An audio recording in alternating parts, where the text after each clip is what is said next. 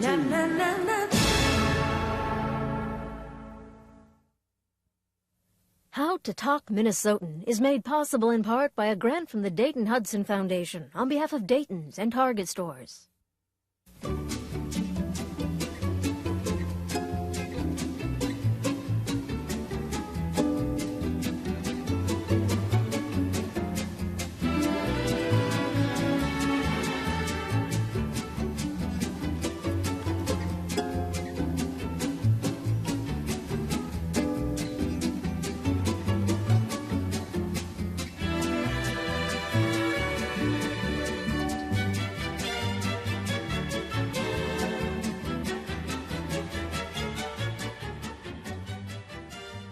Greetings, my name is Howard Moore, and the deal is I'm your guide in this Minnesota Language Systems video. It's made for people like yourselves, potential visitors from out of state, so you don't stick out like a sore thumb and spoil your vacation. After a few hours of study, you'll think you've lived in Minnesota all your life, and maybe your neighbors will too. What you'll get in the next half hour is basic instruction in how to talk Minnesotan. But we'll also throw in some useful information about Minnesota food and other cultural oddities. Odd to you. I hate to come right out and say it, but a program like this isn't cheap to make. So you'll see a couple of tasteful advertisements here and there from our sponsors. Anyway, stick around and learn how to talk Minnesotan if you feel like it. It might even be fun, I don't know.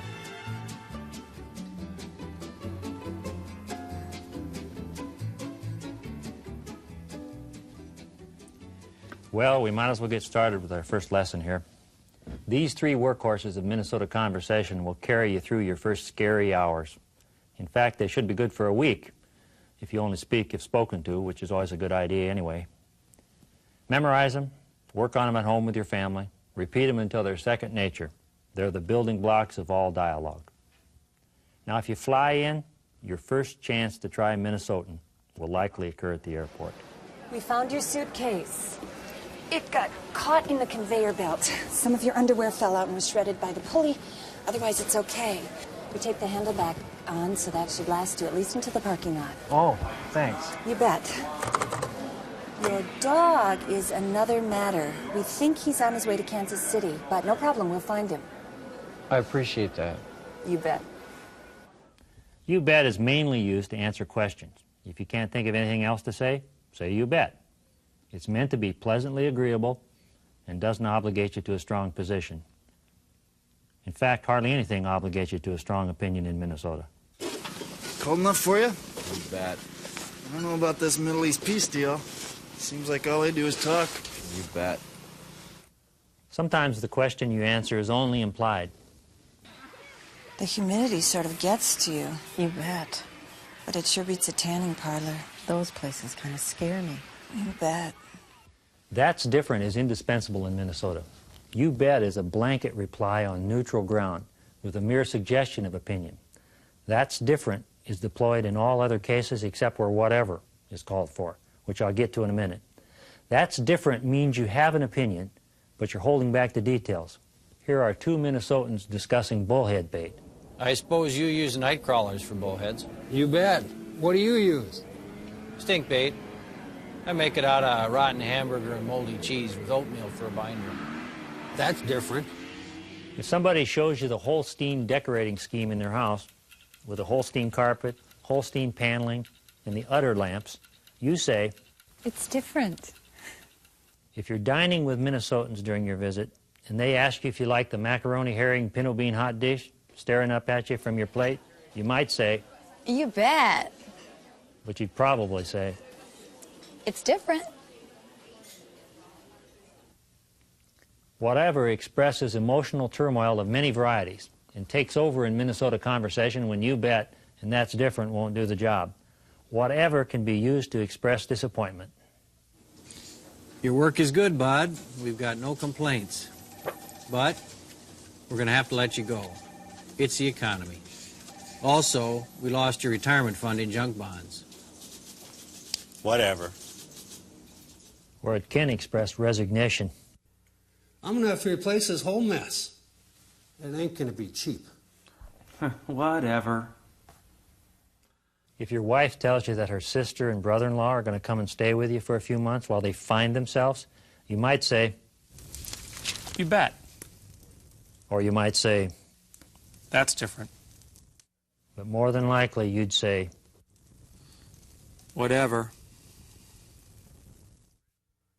This portion of the program is brought to you by Bigger Hammer Hardware. If you do it yourself, sooner or later you're going to need a bigger hammer. Say you start a home repair project, pretty soon you're in way over your head. Like maybe you didn't understand the difference between 220 and 110 when you wired up the ceiling fan in the kitchen. You turn it on to test it and it sails through the east window. Just give Bigger Hammer a call and they'll send a guy out in an unmarked van. Nobody ever needs to know. Sweetheart, I'll get it. Hey, thanks for getting here so soon. You bet, no problem. Yeah, I really appreciate it. Come on in. See, you brought the flowers. I'm down here on the coffee table. That's good enough. Oh, yeah, those are real nice. You'll like those. Daisies. Oh, yeah, beautiful. I suppose you smelt the burnt wires when you came in? Kitchen? You got that right. Bigger Hammer Hardware. They're just as friendly as your next-door neighbor, but without all that sarcasm that hurts so much.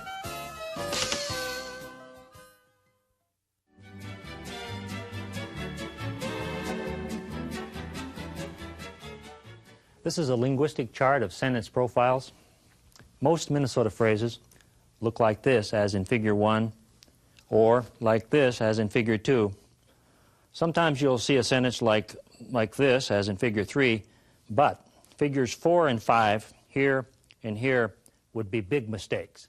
Minnesotan is not a musical language. Some people with an axe to grind have said it's the musical equivalent of a one-string guitar. What I say is, what's wrong with a monotone? At least you don't startle anybody. But it does mean that Minnesotans aren't asked to be on talk shows as much as residents of other states. Not that we care. What kind of people would go on TV and tell their life stories anyway?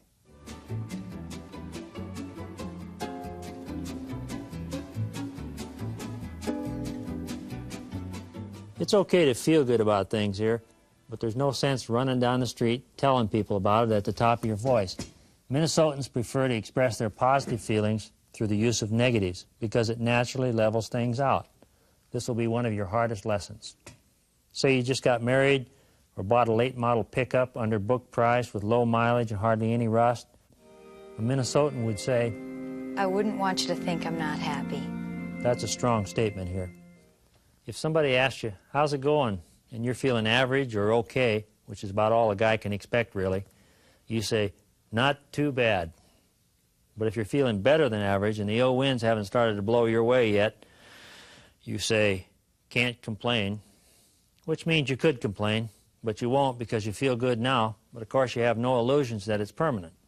But if you say, it could be worse, you mean it exactly because things can always be worse. They can always be worse more often than they can always be better. For practice with the Minnesota negative, try translating these foreign phrases into Minnesotan. I'm so excited I can't believe it. A guy could almost be happy today if he wasn't careful. That's the best movie I've seen in 20 years. Well, it's an improvement on that other stuff we paid $9 to watch and have people dump Pepsi down our necks and talk through the whole thing. Oh, darling, this is our 20th anniversary. Not too bad. Pass the butter, please. One last note. Not too good and not so good are worse than not too bad and not so bad. Way worse, in fact. When somebody asks you how you slept on the guest bed with a bar that cuts across your back and gives you shooting pains down your legs, you'll say, not too bad, because you don't want to hurt their feelings. But how you really slept was not too good. They'll probably notice you limping anyway.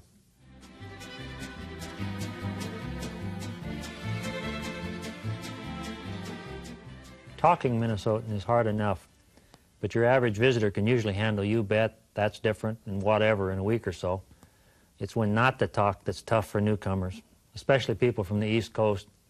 They're different out there and don't seem to realize it either. In this lesson, we'll cover nonverbal communication in the Gopher State.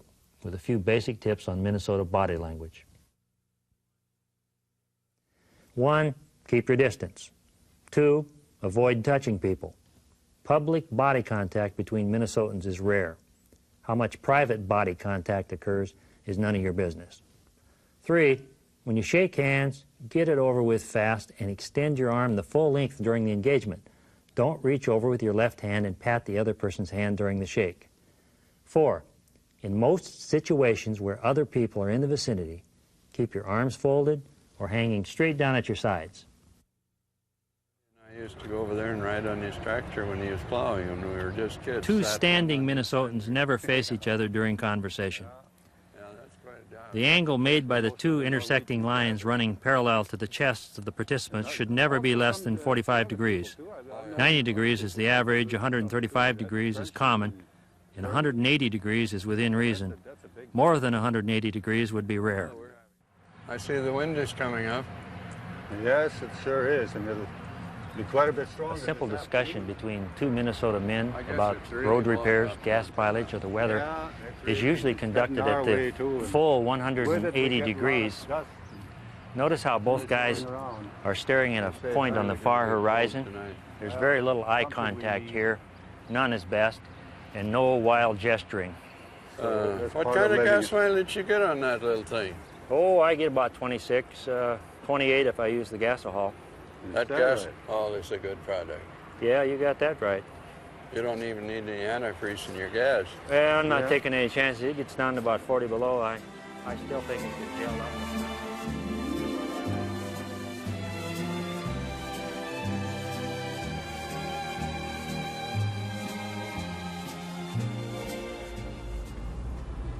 More often than not, what brings the stranger to his knees around here is waving. It looks like a simple act, but it's almost as complicated as spoken Minnesotan. The wave is a greeting delivered from a distance when one or both people are in some sort of motorized vehicle traveling in opposite directions.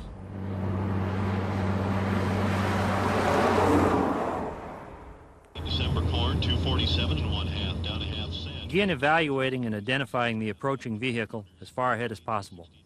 Once you're pretty sure you know who it is, get ready for the wave by easing up your grip on the steering wheel with your right hand. Clear a path for your arm. Do not lose control of the vehicle. If waving means you will risk driving into the ditch or out into the field, forget it. The other person will get over it in time.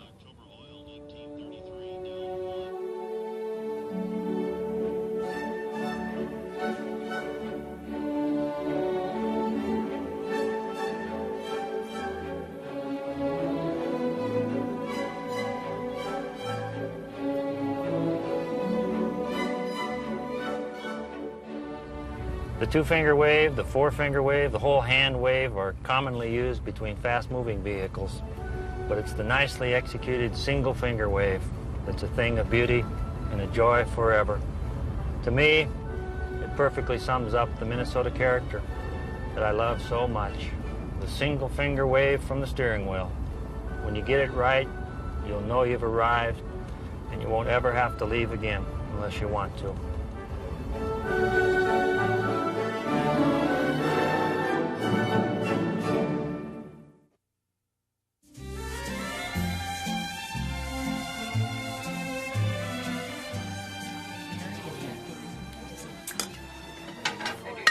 On your visit to Minnesota, you will sooner or later come face to face with hot dish, our most popular native food.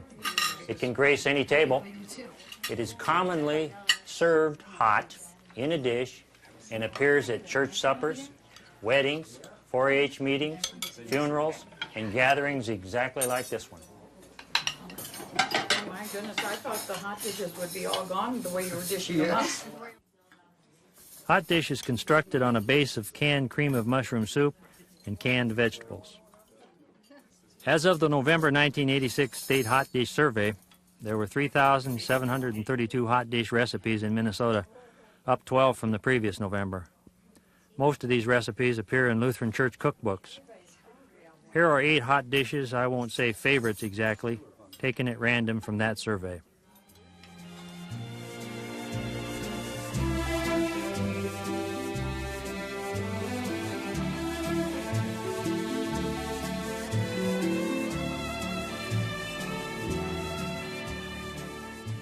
If you want to try experimenting at home with hot dish before your visit, here's a generic recipe. Roughly speaking, anything goes. Mix together in a large bowl 2 cans cream of mushroom soup, 1 pound cooked pulverized meat, 2 cans of pale vegetables. Stir. Salt to taste. Pour into baking dish. Sprinkle with French fried onion rings or chow mein noodles. Bake at anywhere between 400 and 700 degrees until a brown crust forms. Be sure to disconnect your smoke alarm. And now, this word from Slow Decay Snack Cakes. What's for dessert, Mom? Wait, Tommy, it's your favorite, Slow Decay Snack Cakes. You'll love Slow Decay Snack Cakes because they last and last and the taste never changes. After a few months on the shelf, the other snack cakes change shape and give off gases, but not Slow Decay. And now with twice as much acetoperoxomycinorazotrin, your assurance that the Slow Decay snack cakes you buy today will be just as good in a decade or 2. Slow Decay. They last longer than you do. Mom, can we turn off the lights and watch them glow in the dark?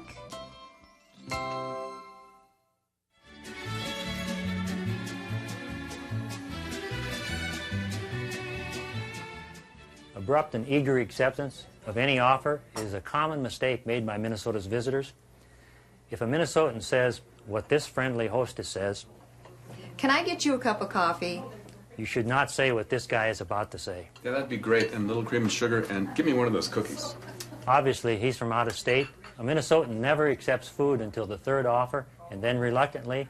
And if it's not offered 3 times, it's not serious. Besides that, those aren't cookies on the tray. They're bars, as you can tell by the rectangular shape and this soft Rice Krispie center. Want a cup of coffee before you go? No, I don't want to put you out, Margaret. No problem. I just made a fresh pot. Well, you didn't have to go and do that. Oh, how about a cup? Half a cup would be just fine, really. How about a bar with that? No, I really shouldn't. I've gained about 6 pounds in the last 2 days as it is. Oh, I have these double crispy, crunchy foghorn bars. I really can't take that thing. It's got your name on it. Whatever. How about cream for your coffee? No, I can drink it black. I've got some cream. I expect you do, but just stay put. I don't need any cream. It's right on here in the refrigerator. I wish you hadn't made that special trip out there, Margaret. Sugar? You could see this might go on all night, and I expect it to. No, I don't need any sugar. It's actually not good for me. One final note. In some non-food situations, Minnesotan offers and refusals can be speeded up. Use your best judgment. Do you want some help? No, that's all right. My wife will be home pretty quick here. Anyway, should have been more careful and worn some cleats or something. No problem. I'm right here. Well, I got myself into it. I'll get myself out of it. You look really uncomfortable. Maybe you could grab my feet while I try to climb back. This portion of our program is brought to you by Bob Humdy, inventor and entrepreneur, owner and operator of Humdy Enterprises. Welcome, Bob. I understand that you're here to say a few words about your newest invention. Maybe it's not your newest, the Composto Carb. Sure. As I understand it, your Composto Carb is the answer to high gas prices. That's right. We've got a picture here, Bob, of your device. It's mounted on a Pontiac Bonneville. Could you explain to our viewers how this thing works? Well, it doesn't take a college education to figure it out. You've got the first unit here, right? It looks like a food blender to me. More or less. It's a little bit more aerodynamic than your average food processor. I see. And that's hooked up to a old wet vac hose. Wet vac hose, that's good. And that is connected to the pre-grinding bin. And this is where the organic material goes, like leaves, grass clippings, orange peels? Pulverizes them. It pulverizes. And how should I put it? Would that include animal waste? Well, you can put it however you want, but it's all manure. And I find that sheep is the best. It's very high octane, and it also comes in conveniently sized pellets. I think my viewers can visualize that. What kind of gas mileage or waste mileage do you get in this thing? Well, I tell you, about 2 years ago, I hooked the prototype for this up to my 68 Chrysler Newport, with one with the 383. 383, that's a good V8 engine, is yeah. a good Great one. engine, yeah. And I made it all the way from Minneapolis to Duluth on roadkill. Roadkill. You ran that far on dead animals. Well, no, I didn't say that. I didn't check their pulse or anything, but they made no effort to escape from the pre-grinding bin that I was aware of.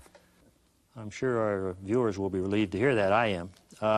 Could we move on to something else here? I'd like to know, maybe our viewers would like to know, what the main advantage would be of the Composto carb, aside from saving money on gas prices. Well, you won't have any problem with tailgaters. Tailgaters, I get the drift, Bob.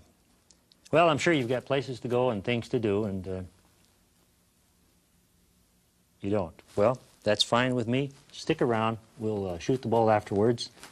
Bob Humdy of Bob Humdy Enterprises. If you're interested in one of these Composto carbs, give him a ring. He'll appreciate it, and so will we.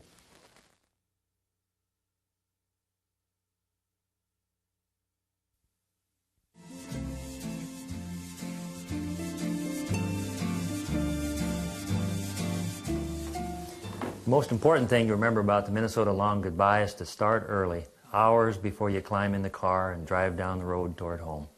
The preparatory statement should be directed at your spouse or yourself if you're alone.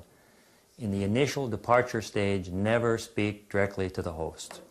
Larry, why don't you just bring them all Bob, over? we really ought to go. You bet, honey. It's about that time. You just got here. Stay a while. Did we do something wrong? You'll be offered another cup of coffee and a couple of bars. Go ahead and eat, let your food settle, and then make a half-hearted lunge from your seat. At this point, you may speak directly to your host. Well, it's past our bedtime. We really gotta go. Are you kidding? The news just started. Watch the 10 o'clock news and the weather forecast. This is it. We need to be on our way. Why don't you just stay overnight? I hate to see you out on the road this late. We have plenty of room, and you can leave right away in the morning after breakfast. No, we couldn't do that. There's a double bed in the attic nobody's using. Yeah, but then you'd have more sheets to wash. We couldn't do that, too. You'd be fresher in the morning. Since you'll be staying tonight, you might as well have another sandwich and watch Johnny Carson. Kids have been together, too. The next day after breakfast, the goodbye process continues. The coats are still in the closet, and the guests are still on the couch. Well, I think maybe we're gonna head out now then. Well, what's the hurry? You're not going to get out of here unless you have a little lunch. The next stage of the long goodbye takes place near the door. The guests have their coats on, and the hosts will soon follow them right out to the car. Okay, we're leaving now. This is it. I still say you don't have to go on. Here, I our have account. a couple of carrots here from the garden, too. What's in this Tupperware? Oh, it's some of that Norwegian taco salad that Gwen brought over a couple of weeks ago, but I'm sure it's just fine. Give them some of that glorified rice, too. We've got a ton of it. Oh, we've got plenty already. Don't give us any more of your food. Hey, don't worry. You'd be doing us a favor. You'll now enter stage 3, which takes place just outside the house. Your hosts will follow you to the car. Well, do you have everything then? Yeah, I think so. We'll get it next time if we don't. Okay. Don't you think this tire looks a little low, Bob? I don't know if I drive with a tire like that. I don't know. In the finale of the long goodbye, the departees are in the car, and the hosts are at opposite windows, bent over. The motor is running. Oh, I never had any trouble with it. Nice smooth ride and all that. Yeah? Thanks for everything. No problem. Right. Hey, Bob, you hear that? Call us when you get What's there, that, okay? What's that ticking noise? Okay, well, hopefully Thursday will go okay for you. Yeah, it could be a throw-up bearing, though. You sure you don't want to come in the house? Maybe it's a rod bearing. You can go anytime, you know. Nope, we're off. You sure? We're not stopping for anything. Okay, well. Take it easy, you guys. All right, we'll see ya. Okay. Bye.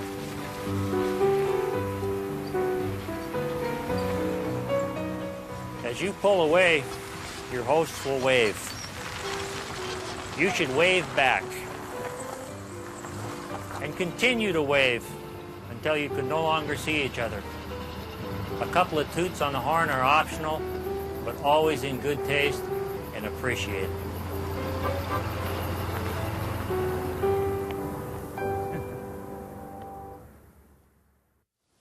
I miss them already. And that old green Merc, too. I hope they come back soon. Well, this is the way it ends, folks. If you move to Minnesota or just visit, I hope this video can help you over the rough times until you're comfortable with being one of us for a while. If it's any consolation to you, sometimes we're not comfortable with being one of us. But we could do a lot worse, and so could you. Whatever.